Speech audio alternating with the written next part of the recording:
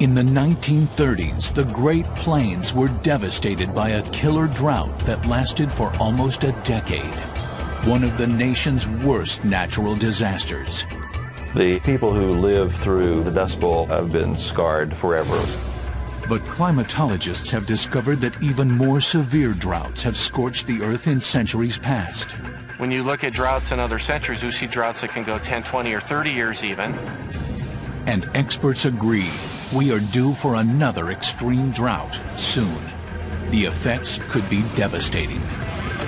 Inevitably, there will be water shortages. The only uncertainty is how much a shortage, where do those shortages happen, and how bad are they?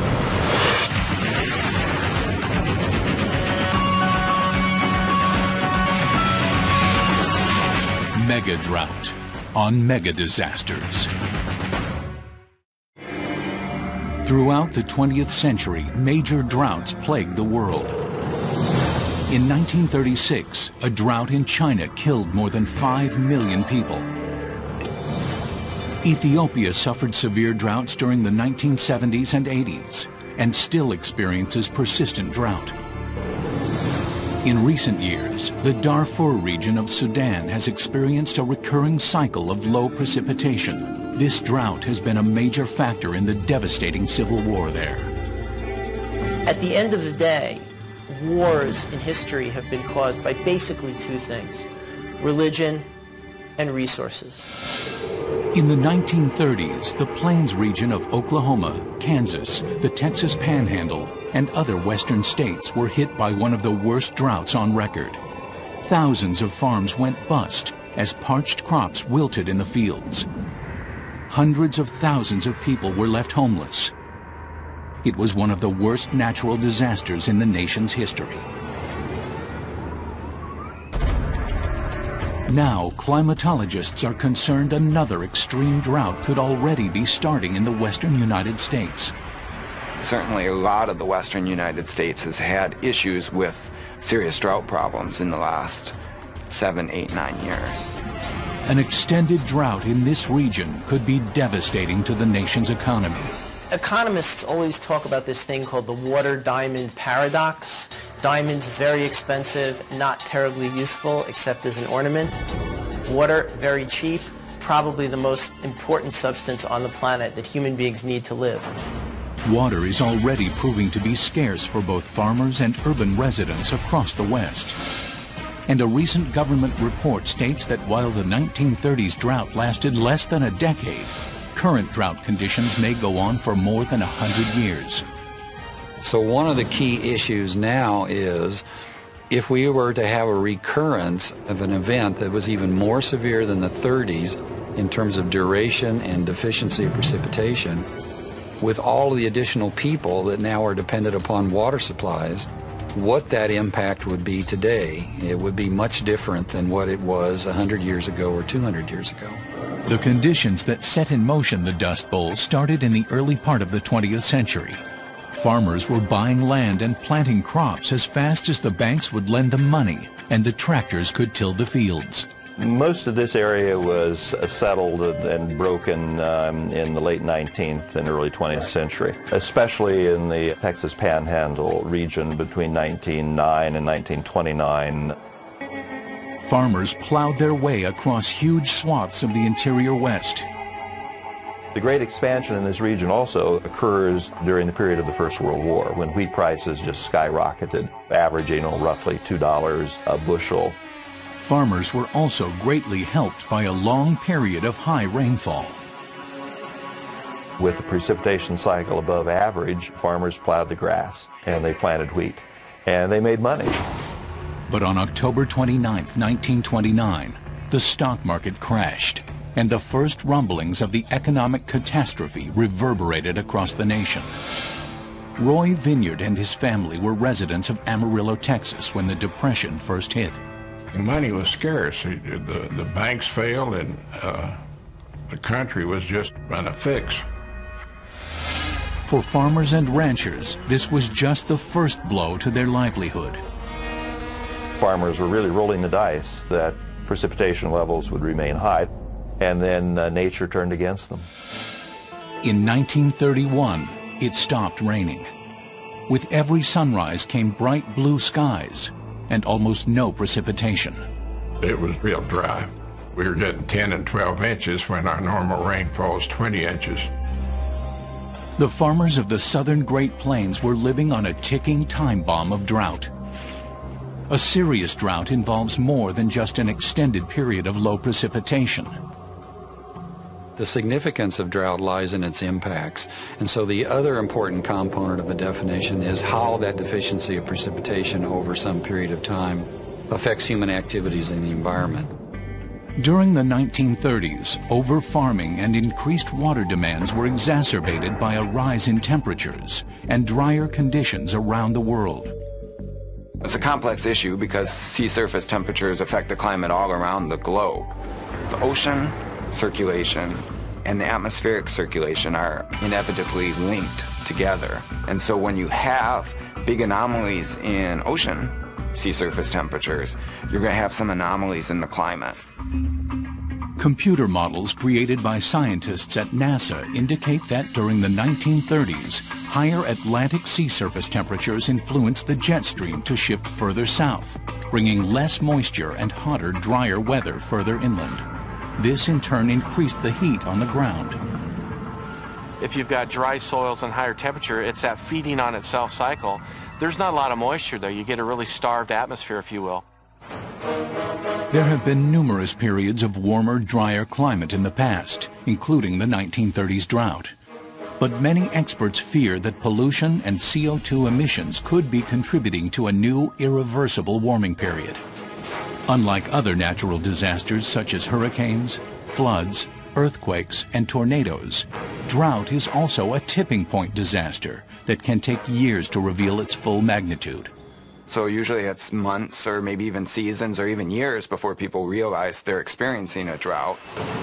At first, a surplus of wheat in the early 1930s protected the farmers of the southern Great Plains from feeling the economic effects of the drought. Pauline Robertson is a survivor of the Depression and Dust Bowl years. The Depression came to Amarillo and the top of Texas later than the stock market crash in October of '29 because our agricultural prices were holding up through 1930.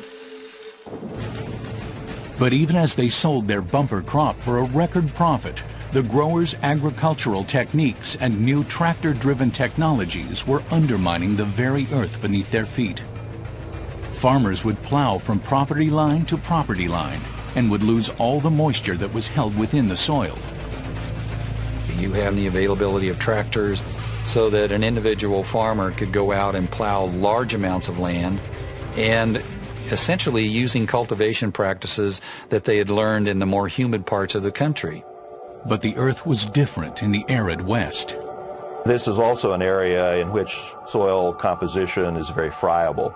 You pick it up in your hands, it sort of sticks together, but it comes apart very easily. Proper dry land farming involves planting crops, primarily winter wheat, that can survive in fields that may receive as little as 15 inches of rain a year. The plants sustain themselves on the rain falling from the sky rather than on irrigated water. In late 1931, as the land dried up and still no rain, a new scourge invaded the plains: dust. Once the dryness came, a lot of that soil blew away, hence the Dust Bowl years.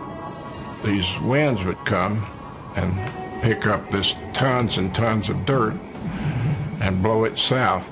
There was a saying that Kansas farmers paid taxes in Texas because that's where their farms were. It was as if a giant vacuum had sucked every drop of moisture from the region. The living got hard, really hard. It was always dusty. You were always feeling the grittiness in your teeth. People covered their windows inside with wet sheets and wet towels to try to collect the dust before it came in, but you could clean house spotlessly one day and the dust would blow in the night or the next morning. The dust wasn't just a nuisance, it could be deadly. The problem with the dust is that it had a high silica content in it. which bothered the lungs in a number of ways. A lot of people got what they call dust pneumonia. You just had to be very careful with babies because they were subject to dust pneumonia. With food increasingly scarce, as 1931 turned into 32 and 33, there were deaths from this lung malady and other diseases. It was a pretty grim time, and some people didn't have enough food to keep their bodies healthy, and when something like a disease would come by, they were just helpless against it. By 1934, more than 65% of the United States was suffering from drought. But the hardest hit region was an oval-shaped area in the southwest. When the Soil Conservation Service talked about the Dust Bowl, really they're referring to the southern Great Plains. It's an area that extends about 400 miles north and south and about 300 miles east and west. It's an area that extended about 97 million acres collectively. If you had a heart of the Dust Bowl, it would probably be the Dalhart, Amarillo, Texas area, Liberal, Kansas, Springfield, Colorado. About 50 million of these acres were subjected to some form of wind erosion. Approximately 5 million acres were land that suffered extreme wind erosion and should never have been plowed. While some inhabitants of the Texas-Oklahoma Panhandle region did leave, many others stayed. They were a pretty hardy stock out here. They were pretty ambitious to make it go. For these rugged farmers, the only solution was to hunker down and make the best of a very bad situation.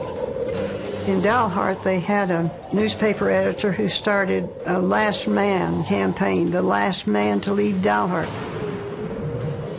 But sticking it out would be tough. The drought appeared to be there to stay. And with strong winter and spring winds and the displacement of soil across vast areas, a frightening new phenomenon was starting to invade the Southwest: black blizzards. With the loss of topsoil across millions of acres during the 1930s drought, so-called black blizzards gripped the Great Plains. The most severe years for the drought, heat, dust, wind erosion occurred from 1934, 35, 36, and 37, when you have most of the dust storm activity and the black blizzards that people usually associate with the Dust Bowl. Black blizzards, huge, frightening clouds of black dust, sometimes a mile high, that would roll across the plains. The big dust storms, what they call the big black dusters, were eerie. These dust storms were a meteorological phenomenon common in arid or semi-arid regions. They are caused by convection currents created by intense heating from the ground and winds moving across the surface of the earth, picking up soil and carrying it into the air. Winds in a dust storm can top 75 miles per hour. We still have dust storms today, just not on the frequency and the tremendous visibility that they had back in the 1930s. On November 29, 1991, a terrifying dust storm struck Interstate 5 north of Los Angeles. Visibility was reduced to a few feet. Winds were nearly 80 miles per hour. The result was a massive accident involving 164 cars that killed 17 people and injured more than 150. More recently, scientists from the National Oceanic and Atmospheric Agency have spotted huge dust storms from drought-stricken regions of Asia moving east across the Pacific Ocean toward North America. These storms are a stark reminder that regional drought issues can have worldwide consequences. But not much was known or understood about these giant storms in the mid-30s. They would roll in like an oil fire, boiling towards you. Black Sunday, April 14, 1935. More than 20 massive dust blizzards swept across millions of acres from South Dakota to Amarillo, Texas. 9-year-old Pauline Robertson was playing in the dusty wheat fields with a friend when the storm hit. We looked over there, it looked as if a rain cloud was coming in, and we were all excited. Even kids had been taught to revere rain. Then we kept seeing how tall it was getting and how ominous it looked. And so we started running for home. But before we could get home, the black duster hit, and wind and gravel hit our legs. It was such a bizarre experience. Roy Vineyard and his schoolmates were also playing in the fields when the storm hit. A bunch of us boys were on the south side of Amarillo playing baseball. Here came this biplane that landed on the prairie right beside us. All us boys ran over there to see why the pilot had landed out there on that prairie. And he said, well, evidently you boys haven't looked out north. And that particular storm on April the 14th, 1935, they said the wind was blowing 60 miles an hour, and that cloud of dust was 3,000 feet in the air. And the headlights of a car wouldn't penetrate it. Within an hour, the storm started to dissipate. But as the months stretched into years, with no rainwater, an unforgiving environment, and a devastating economic depression, life was getting tougher and tougher across the southern Great Plains. It was a time that was not just stressful, but in some respects very terrifying. For almost 10 years, the dust kept blowing, the rain never came, and the inhabitants of the plains suffered. Finally, the government decided to step in and help. The federal government became part of people's lives in ways that it hadn't before. Before the 1930s, the general tendency by the federal government was to leave the issue of drought relief primarily to private organizations. So organizations like the Red Cross, for example, church groups, and so on. Some of the very rich people thought the government was becoming socialistic, but I think that the common people realized that we had to have help. As the decade dragged on and the rain failed to materialize, more people abandoned their farms for work in towns and cities further west. Agriculturally fertile areas such as central California started to see an influx of farm workers from eastern Oklahoma and other areas of the Southwest. When the Oklahoma people came through with their cars loaded down going to California, I think people in the Panhandle thought, we're not leaving, we're sticking it out. But many people did leave. Estimates are that between 300,000 and 1 million refugees left the plains for a better life in places like California. 15% of the population of Oklahoma moved west.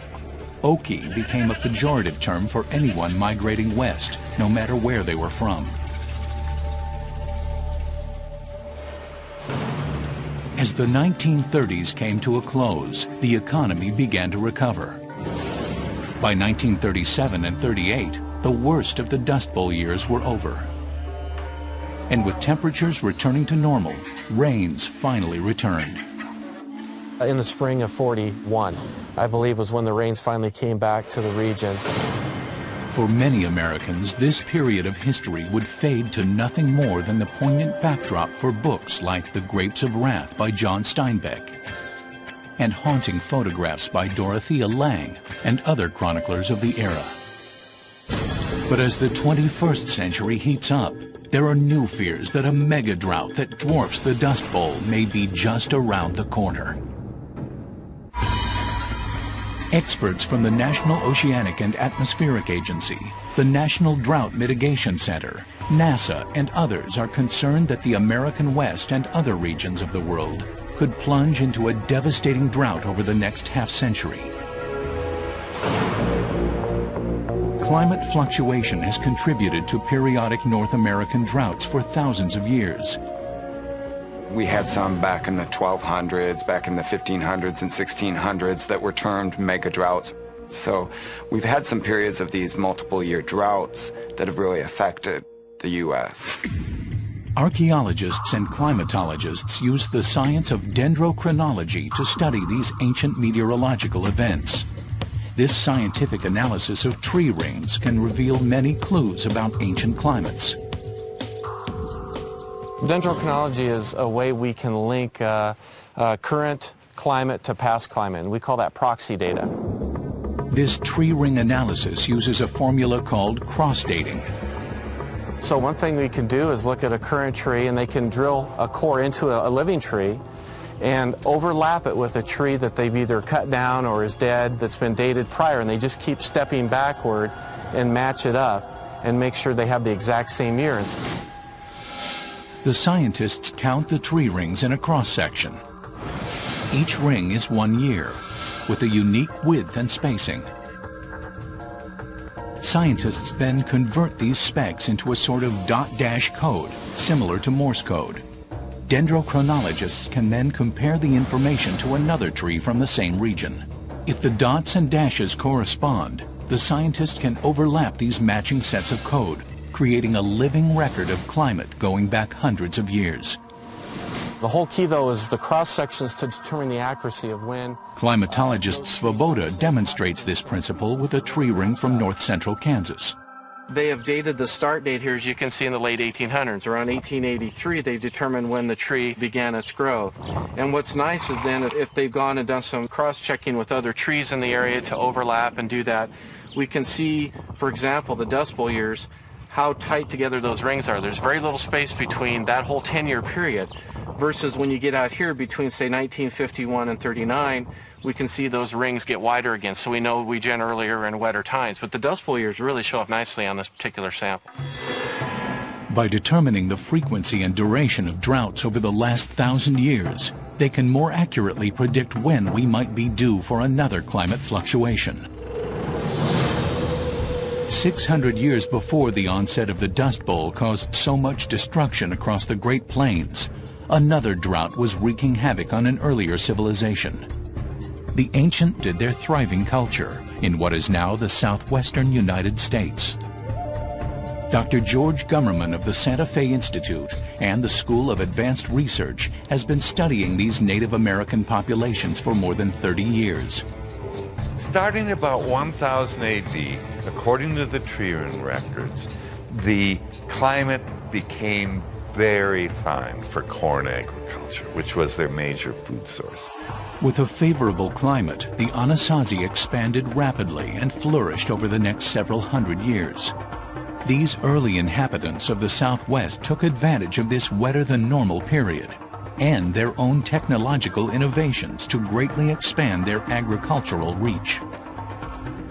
By 1125, you might as well have covered the entire Southwest. Every little possible farm plot was being farmed. They had it down pat.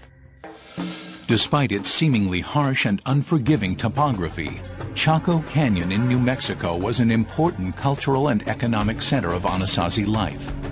There was a simple explanation for this. There are few places where you could control the water like you do in Chaco Canyon. The water coming through the wash itself and then the water coming off the cliff. The Anasazi had many sophisticated water irrigation techniques. On a relatively minor slope, they will pile rocks across little ravines, which allows soil to build up behind the rocks for the agriculture, but also slows the runoff of the water so that the water can sink in and fertilize the crops. Just as in every other society, water was the most precious commodity. If the rains came very heavily and washed out crops in a big wash, you'd still get crops in the bottom of the small wash or in sand dunes. The use of sand dunes to grow corn is an excellent example of the Anasazi's gift for using their harsh semi-arid environment to their advantage.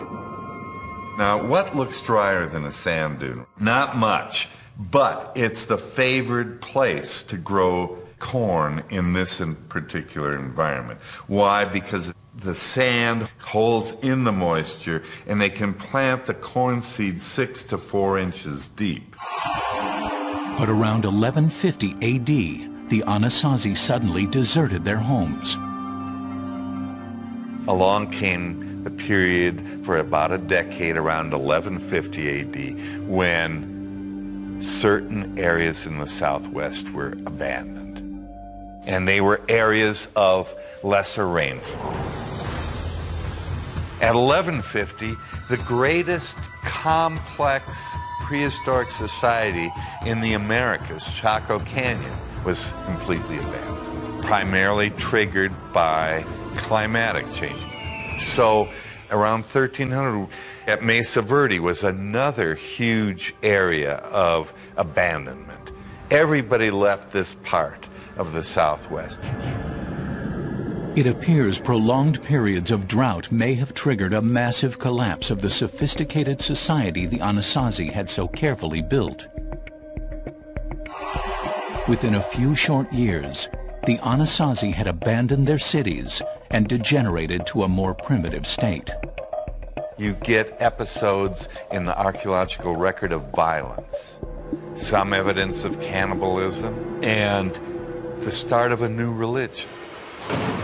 When scientists used computers to compare the real Chacoan society with a simulated society, they discovered a surprising fact. What we see is a very close correlation between what happens on the computer and what happens in prehistory. In the artificial situation, the population drops dramatically, but 1/3 to a quarter of the people could physically continue to live there until the present, which means that environmental change was the trigger, but physically the people could have continued to live there, but they didn't. Archaeologists speculate the Anasazi could not maintain their complex society in the face of rapid environmental changes, such as drought. The real killing point for the Anasazi was when the water for crops didn't come. And that triggered a lot of social upheaval. The environment could have supported people, but for social, religious, political factors, it didn't. And everybody left. Today, some experts believe a similar fate could be in store for major cities such as Los Angeles, Phoenix, and Las Vegas that have grown up in the arid regions of the Southwest. Severe water shortages combined with increased temperatures and lower rainfall could create so much chaos and upheaval that these population centers might actually become uninhabitable. And are the first signs of future water shortfalls already starting to appear across the western United States? Rising temperatures, melting snowpack, less rain, lower water tables, agricultural overuse, urban sprawl. The result of all this could be a crippling drought in the southwestern United States that dwarfs the Dust Bowl of the 1930s. As we look to the future with more and more people moving into the Southwest, and then you couple that with the potential impact of climate change in terms of the drying out of the Southwest, warmer winters, less snowpack, and so on, it's going to change the whole hydrology of those basins. And so there's going to be less water, most likely, to allocate to a much larger population than was ever really expected. Some scientists believe there are signs that we may already be on the verge of this mega drought. There's been drought going on in the western United States since about 1998 or 99, so 7, 8, 9 years in some parts of the region. One issue is an expected rise in the temperature of 5.4 degrees in the interior Southwest over the next half-century. Where we're seeing the changes maybe occurs in the winter when these temperatures tend to be warmer. Hotter temperatures in the interior West could have many impacts on the environment, including less rain at lower elevations and less snow in the mountains. In the western United States, one of the key ways the temperature plays a role is with snowpack. The vast snow-covered ranges of the Sierra Nevada and Rocky Mountains provide about 70 to 80% of the water available to California, Arizona, Colorado, and other western states. This water stays up there as snow in the mountains. Then spring comes along, it melts, and it flows down into the areas that need the water during the summer months when they need it the most. Increased temperatures could lead to more precipitation falling as rain rather than snow. This rain would move down the mountains faster and earlier in the spring. This causes a challenge for water managers because now they're having to plan for flood control and dryness and water during the summer at the same time. So drought in the mountains of these Rocky Mountain states has impacts and implications far downstream of where the snow actually falls. Scientists at NASA and other agencies believe a climate fluctuation toward drought conditions is already starting. One of the theories would be with global warming, you would see a displacement of the jet farther north, allowing your source air to come in from the desert southwest, which would be the drier, warmer air. Hotter, drier conditions generally result in less rainfall. We haven't had a drought of the 30s in nature, and you're probably starting to think that we're due at some point here as we head into this century. There is another factor that looms over the future of the interior and far west, or under it. The Ogallala Aquifer that runs from Nebraska in the north all the way south to Texas. The Ogallala Aquifer, the way I like to describe it, is it's a huge Great Lake that's underneath the state of Nebraska. And it actually extends from Nebraska and parts of South Dakota south into Texas and New Mexico and parts of Colorado. And so the water over many, many years seeps through the Sandhills part of Nebraska and goes into this aquifer system that then extends far into Texas and New Mexico. This massive underground lake or series of interconnected lakes holds more than 3.3 billion acre-feet of water, more than the volume of Lake Huron. The catch here is the Ogallala Aquifer, or High Plains Aquifer as it is sometimes called, has very little recharge. This means that most of what comes out is not replaced. Groundwater from the aquifer was first widely used in Texas in the 1930s. Since then, approximately 11% of the total groundwater supply has been extracted. A hydrograph of a single well in southwest Kansas shows us the depletion of this source of water. In 1930, the depth to the water table was only 75 feet. In 1950, the water table was relatively unchanged. But with the rapid expansion of irrigated acreage between 1950 and 1985, the water table dropped significantly. It now takes drilling to about 110 feet to reach water. A period of heavy precipitation and better technology since 1985 seems to have stabilized the water usage somewhat, but it is unlikely that this will last. A large part of the increased use of this underground water has come about because of technological changes in the way agricultural land is irrigated. Center pivot irrigation has been a leading factor in the decrease of underground water from sources such as the Ogallala Aquifer. Center pivot irrigation has really changed the way farmers pursue their livelihood in much of the western Great Plains.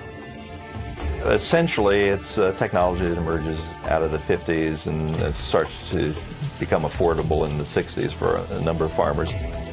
It simply involves digging a well until you reach a water level that will sustain irrigation. The irrigation sprinklers pivot hydraulically around the wellhead.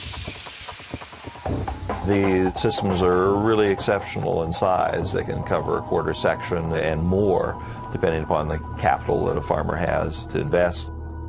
Experts are concerned that center pivot irrigation could eventually deplete the underground water resources the West has come to depend on.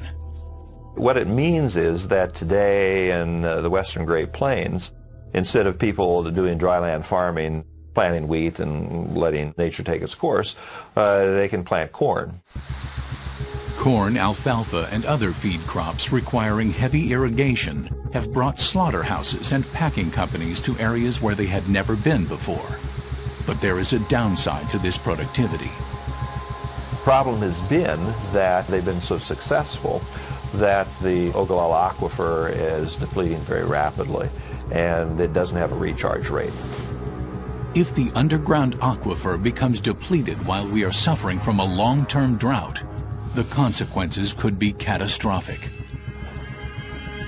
Hotter temperatures, less rain, less snow, lower water tables, climate change. Experts agree this could be a recipe for a drought disaster of epic proportions.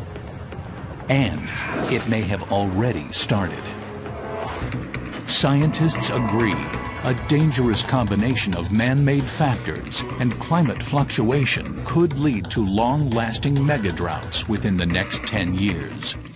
Inevitably, there will be water shortages even without the kinds of perturbations of the climate that we're going to see over the next decade. With that in play, the only uncertainty is how much a shortage, where do those shortages happen, and how bad are they? If urban sprawl in desert areas escalates, agricultural irrigation increases, and hotter, drier weather continues to plague the Southwest, a perfect drought could emerge. A perfect drought is when you've got dryness that's affecting all of those water resources. Las Vegas and Phoenix, two cities carved out of the desert, are drought danger zones waiting to implode. Las Vegas has been growing tremendously in recent years, but back when the Colorado River Compact was developed, Las Vegas was a small village. As water becomes more scarce, these desert cities will find themselves competing for this precious resource. Lake Mead in the Colorado River supplies the city of Las Vegas with almost all of its water, and the Imperial Valley in Southern California, considered one of the most important agricultural centers in the United States, relies almost completely on water from the Colorado River. California is the 8th largest economy in the world. Without water, farm productivity and urban water use across the entire Southwest could dry up. There have been a lot of schemes, ideas that have been generated on how do you move water, for example, from the Great Lakes to western Texas. But I think as these conflicts become more severe in the future, we're going to have more of these schemes identified, and people are going to try and promote some of these ideas.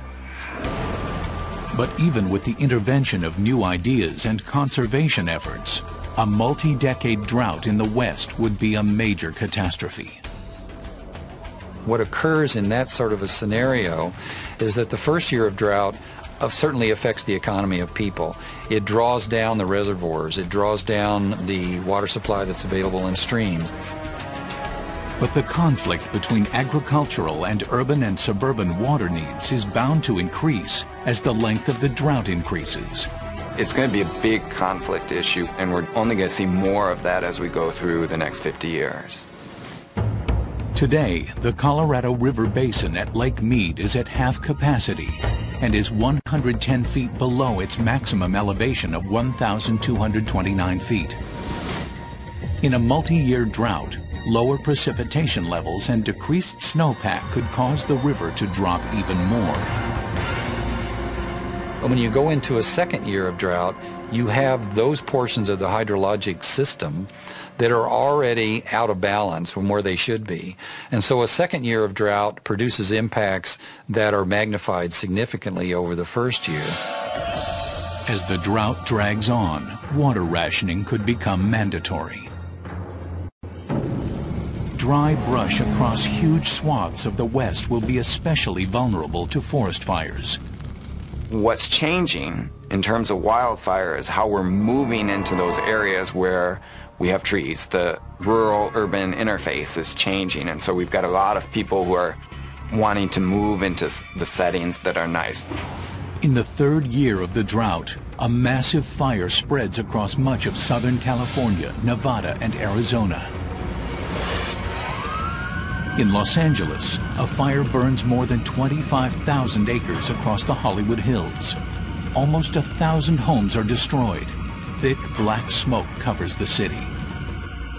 So if you go into a third year, a fourth year, a fifth year, this becomes very severe in that the resiliency of the agricultural community, the urban community, and so on to deal with this over a period of time, multiple years, disappears. 10 years into the drought, the Las Vegas casinos pull up stakes and move to fairer climates in the East and Canada. 20 years into the drought, with the loss of its economic engine, Las Vegas becomes the first major American city to become a ghost town. The drought disaster moves into a third decade. Federal and state governments become increasingly desperate to save the economic and cultural infrastructure of an area that accounts for 70 to 80 million Americans. The search for water could become a dominant theme for countries, states, local municipalities, and even individuals. We don't typically think of pirated water as a major problem in the United States today. Could it be so in the future? Scarcity does funny things to the way people behave in those situations. A prolonged drought could bring economic chaos to vast areas of the western United States. Individuals would wander the dry back roads, trading gas and other commodities for increasingly valuable fresh water. You know, you can live for a few days or even a week without eating anything solid, but you can't live for that long without drinking water. It's the most important resource for life. Social, cultural, and political systems will be near the breaking point. We sort of believe that everybody is entitled to have water at a reasonable price. As sources get more scarce and as water gets more expensive, that bargain usually tends to unravel, much as it has in other parts of the world. We could see fights here like we have in other parts of the world over those supplies. A once abundant natural resource has nearly disappeared.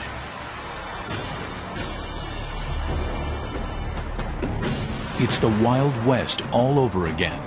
Only this time, water has truly become more precious than gold.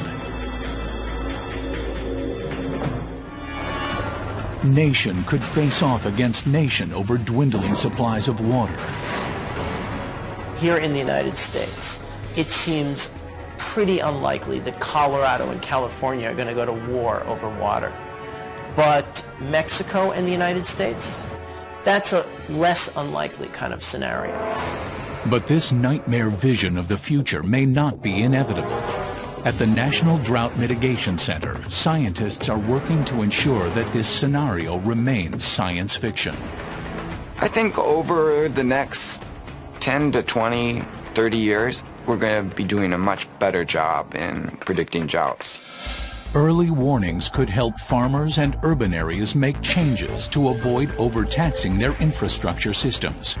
Las Vegas is one of the best examples of being very aggressive in trying to get homeowners to think about other types of vegetation other than grass surfaces to go on their lawns and providing incentives for their population to try to conserve water. And the reason for that, frankly, is because they've experienced this drought over the last 7, 8, 9 years. Water as a traded commodity may become a bigger part of the picture. The idea of banking and marketing and moving water, trading water between states or between countries will become very much a hot topic as we move farther into this century. Natural climate fluctuations may move in a more favorable pattern. A drought in the Missouri River Valley during the early 1990s decimated the local water supplies, and scientists worried it would take decades to get back to normal levels. Well, 1993 was a flood year, and it was a flood year to end all flood years, and those reservoirs returned to normal in 1 year. But you can't rely on that sort of an extreme event to occur. You never know when that's going to happen. You can estimate that, but we have no control over Mother Nature. We may have no control over Mother Nature, but these experts hope that conservation efforts can help mitigate the effects of depleted reservoirs and climate change. If not, the resulting mega-drought could have a catastrophic impact, not only on the Southwest, but also the entire nation.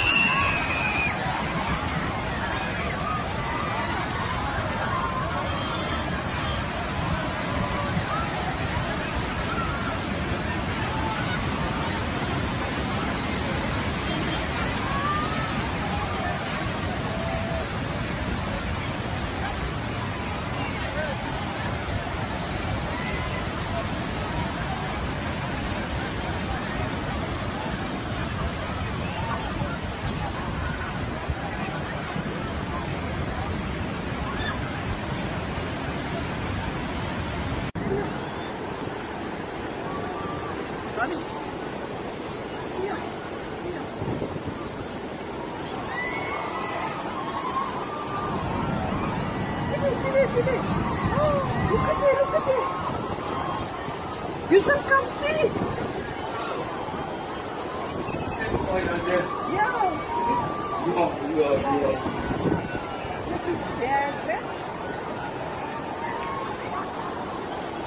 You got that whole thing.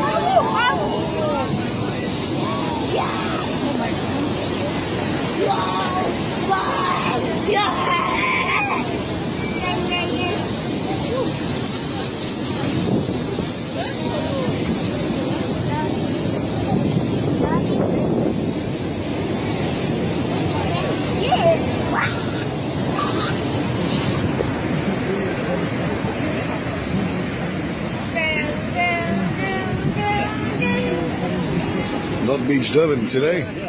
No, they want to make